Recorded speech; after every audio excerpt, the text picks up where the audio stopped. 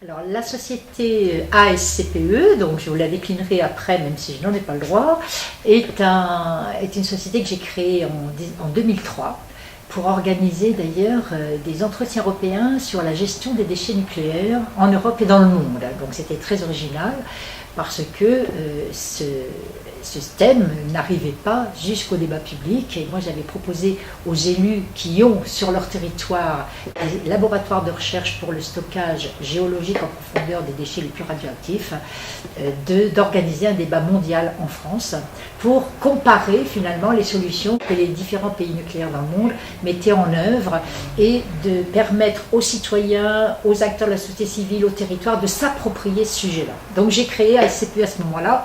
ASCPE, ça veut dire acteur de la société civile pour une participation à l'Europe. Je veux développer cette société qui est une société d'études, de formation, d'organisation de débats publics à travers des entretiens européens et maintenant même eurafricains, je vais vous en parler, parce que c'est une société qui se consacre à deux gros dossiers.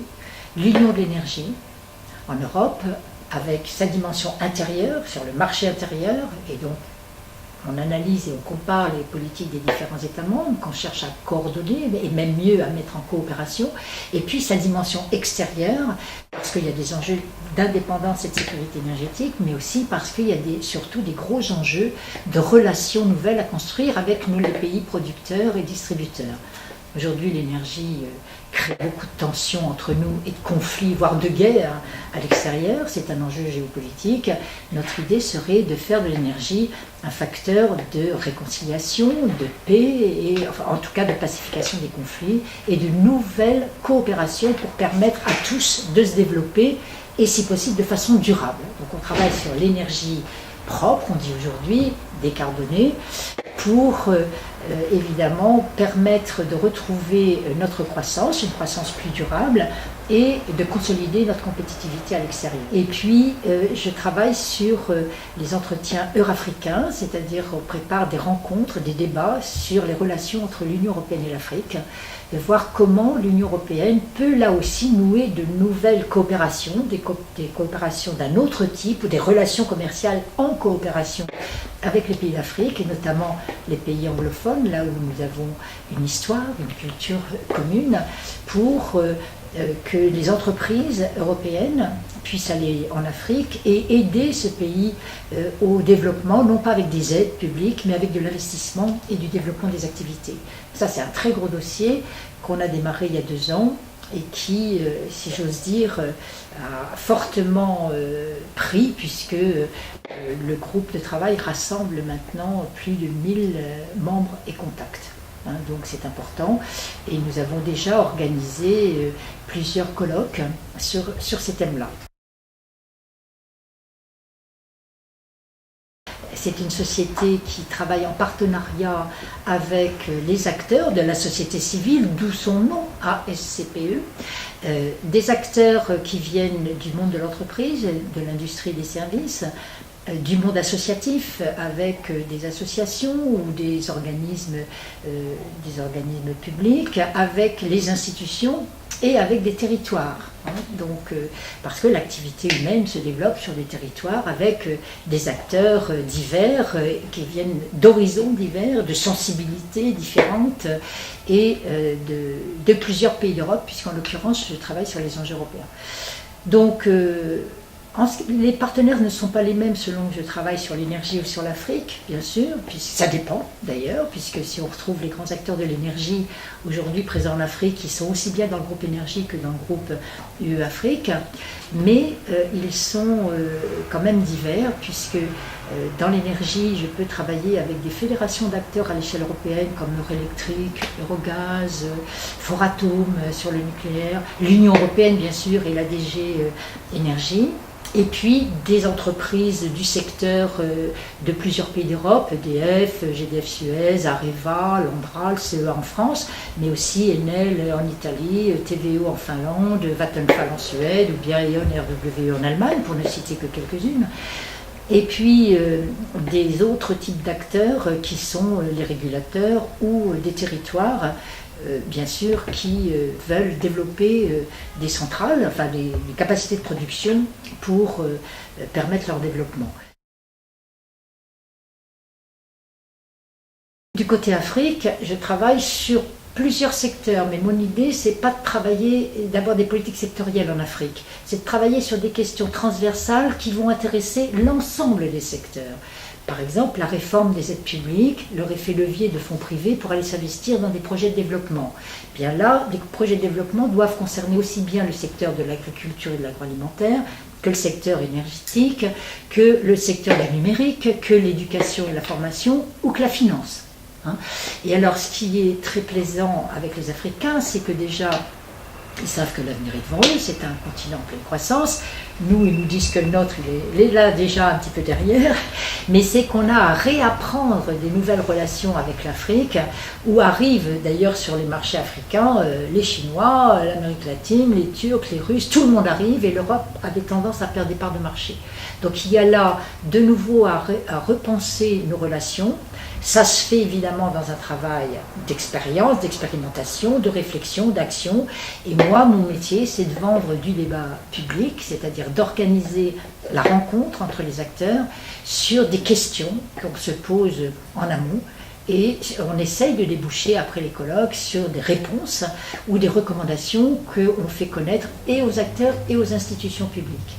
Donc c'est vraiment un travail de mise en débat, de démocratie, on pourrait dire les choses comme ça, et les Africains et les Européens en ont besoin de beaucoup plus de débats pour qu'on ne décide pas à leur place, tout simplement, et puis de participer aux solutions et donc à l'élaboration, la mise en œuvre et l'évaluation des politiques publiques. On est reconnu par nos partenaires. Alors les partenaires sur l'Afrique, on a des grandes ONG comme FARM par exemple, j'en suis très fière, ou d'autres, la CAD ou d'autres. Et puis on a des fédérations d'acteurs comme le CIAN en France, qui est le regroupement des entreprises présentes en Afrique. Mais on travaille aussi avec des entreprises qui sont présentes en Afrique. Et on travaille avec les acteurs africains eux-mêmes qui sont organisés en France à travers leur diaspora ou avec les ambassades d'Afrique en France. Et puis sur place, sur le terrain, on a des relais évidemment qui nous mettent en relation avec des entreprises, des territoires. Chez l'organisation des entretiens européens sur l'Union de l'énergie, il y a 2 colloques en prévision, en préparation. Les entretiens européens sur l'Union de l'énergie et les objectifs de l'Union de l'énergie, le financement, et notamment mettre l'accent sur l'objectif de compétitivité de l'Union de l'énergie pour qu'on soit plus fort en interne et plus fort à l'export. Et puis un deuxième sur le nucléaire, comment on fait du nucléaire un atout pour la sécurité énergétique, pour la compétitivité, pour le climat, et qu'on ose sortir ce sujet, ce thème, enfin cette technologie, cette source du tabou, et qu'on puisse mettre carte sur table les atouts du nucléaire, les risques bien sûr, il en a, comme toutes les sources d'ailleurs énergétiques, et qu'on puisse ensemble trouver les solutions pour dépasser les risques et avoir une énergie qui reste une énergie très jeune et qui a beaucoup d'avenir avec les futurs réacteurs en recherche et développement aujourd'hui. Les entretiens eurafricains qui poursuivent d'ailleurs et prolongent un gros sommet de la société civile qu'on avait fait à Bruxelles en 2014 au moment du sommet des chefs d'État. Le sommet des chefs d'État n'avait pas invité les acteurs de la société civile, donc du coup moi j'ai proposé qu'on organise un sommet de la société civile en marge de celui des chefs d'État pour parler du dialogue public-privé et repenser nos partenariats économiques. Donc les entretiens de décembre 2015 sont un prolongement du sommet de la société civile qu'on avait eu à Bruxelles et qui va réunir 8 ou 9 pays d'Afrique et d'Europe sur les enjeux du partenariat public-privé pour le financement des projets de développement. Donc on fera ça à Ouagadougou, dans une grande école. On a choisi 3 mots qui sont beaux: rapprocher, ça veut dire fédérer les acteurs, permettre de les rapprocher, débattre Et débattre, c'est plus fort encore que dialoguer. On débat, y compris des enjeux et des questions qui fâchent, mais on le fait sans se fâcher, bien sûr. Et puis, fraterniser. Alors, fraterniser, c'est plus que coopérer. On peut coopérer sur des enjeux économiques ou culturels, mais là, on veut apprendre les uns des autres et après, travailler ensemble. Donc, travailler ensemble, échanger, donc on coopère, mais un peu plus que ça, on devient des frères, c'est fraterniser, c'est un peu ça. Donc le monde a besoin de fraternité aujourd'hui, il est traversé par beaucoup d'insécurité, de risques, de conflits, de tensions, l'Afrique elle aussi, et aujourd'hui on a même des enjeux, le djihadisme est en Afrique également, donc comment on fait pour combattre tous ces risques-là et les dépasser en fraternisant et en se coalisant, en coopérant un peu plus que pour des intérêts économiques et sociaux, qui sont importants bien sûr, mais qui ne suffisent pas. Je suis présidente d'une association qui s'appelle l'AFE, qui travaille en partie, c'est un des partenaires importants aussi de la SCPE, qui travaille avec Evropa Film Act. Evropa Film Act, c'est une maison de production d'un festival qui est dirigé par Irena Bilic et qui produit chaque année, on en est à la 10e édition aujourd'hui, un festival. Donc ce festival est formidable, il nous fait découvrir des pays de l'Est, des pays de la Grande Europe, 37 pays, voire 42 sont représentés dans ce festival.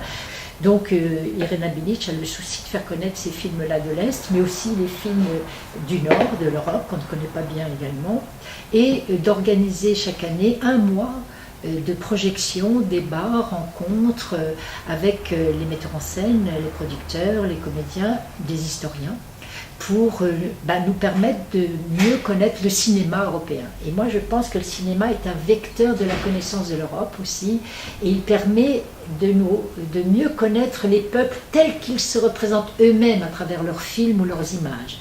Et donc j'ai voulu créer une association des amis du festival qui permettent de faire rayonner un peu plus le festival auprès d'autres réseaux que des cinéphiles. Que ce festival de cinéma et le cinéma prend beaucoup de place. Et d'ailleurs j'ai décidé cette année, comme grand projet, le 3e, d'organiser une semaine Europe-Afrique, fin juin, début juillet, à Paris, pour présenter 4 films qui feront l'objet de rencontres et débats.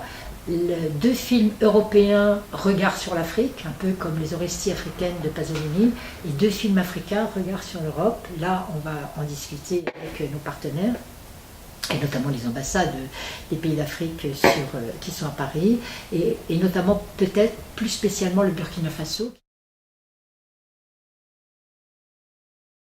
On héberge, ASCPE y est logé, mais on héberge aussi les énergies de la mer, qui est une association, un réseau d'acteurs qui travaille, comme son nom l'indique, sur toutes les énergies de la mer et dont la directrice de la communication est une grande amie à moi, Brigitte Bornemann, qui fait partie aussi du groupe Énergie, donc elle est logée dans le bureau du bas.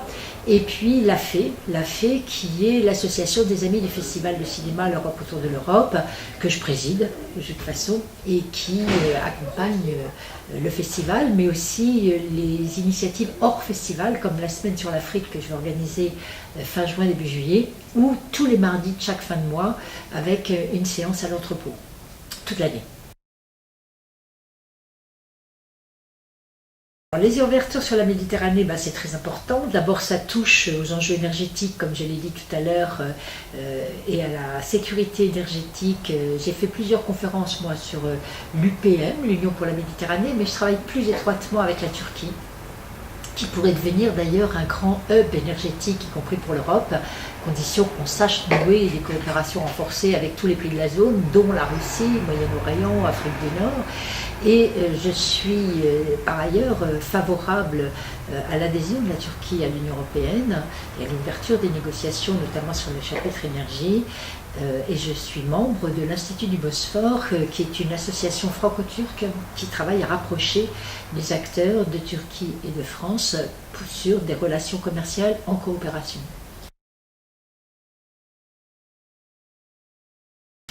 Alors les publications, nous en avons 2.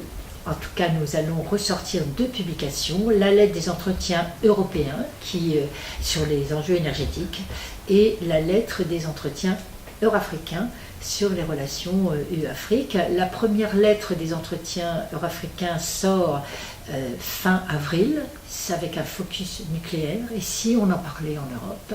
Et puis la lettre des entretiens africains sortira à la rentrée, juste après l'été, à l'automne, pour annoncer et ouvrir le débat que nous aurons aux entretiens africains de décembre à Ouagadougou.